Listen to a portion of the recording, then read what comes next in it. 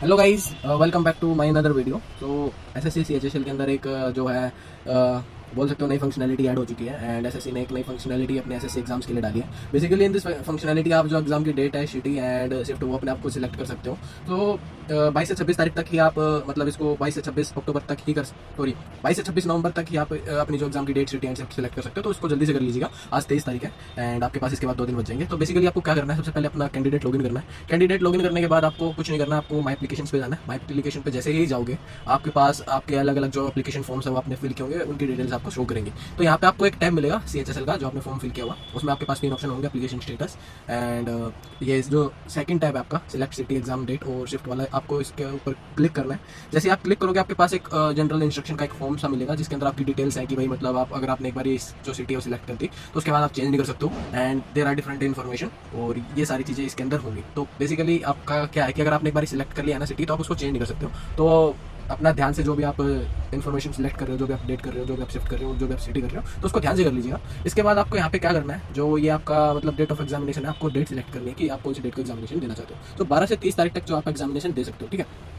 तो जैसे कि मैं अब वर्किंग पर्सन हूँ, मैं अभी इंटर्नशिप कर रहा हूँ, तो मेरे लिए Monday, Tuesday, Wednesday, Thursday, Friday ये स्लॉट्स अवेलेबल नहीं हो सकते। मैं इस दिन अवेलेबल नहीं हो सकता हूँ, या तो मेरे को छुट्टी लेनी पड़ेगी एग्जाम के लिए। बट लेकिन अब मेरे पास ऑप्शन है कि मैं सिलेक्ट कर सकता हूँ सैटरडे या फिर संडे को। तो मैं ट्राई करूँगा कि भाई अब देखो जितने भी कैंडिडेट्स हैं वो क्यों चाहेंगे कि वो पहले वाली शिफ्ट जो है उसमें एग्जाम देना प्रेफर नहीं करेंगे।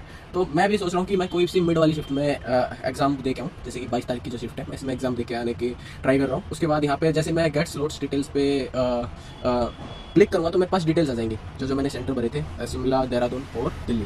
तो दिल्ली मेरे घर के पास पड़ता है, तो दिल्ली कि मैं यहाँ से, मेरे पास 3 शिफ्ट है, शिफ्ट 1, शिफ्ट 2 एंड शिफ्ट 3। तो मैं यहाँ से शिफ्ट सिलेक्ट करूँगा अपनी। जैसे कि मैंने शिफ्ट सिलेक्ट कर लिया आफ्टरनून, क्योंकि मॉर्निंग में बहुत ज़्यादा जल्दी हो जाता है एंड मेरे पास या तो मेरे मोबाइल पर या फिर मेरे मेल पर जो है OTP आ गया होगा। तो अभी मेरे मोबाइल पर जो है वो OTP आ चुका है। तो जैसे ही जो OTP आया मैं वो डाल दूँगा।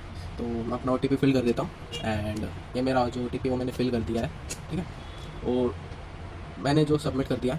वेल गाइज, जो एक बारी मैंने जो है डिटेल्स फिल कर दी थी, तो मैं दोबारा से सोच रहा था कि मैं क्या जो डेट ऑफ एग्जामिनेशन है या फिर शिफ्ट है या फिर सिटी है वो चेंज कर सकता हूँ।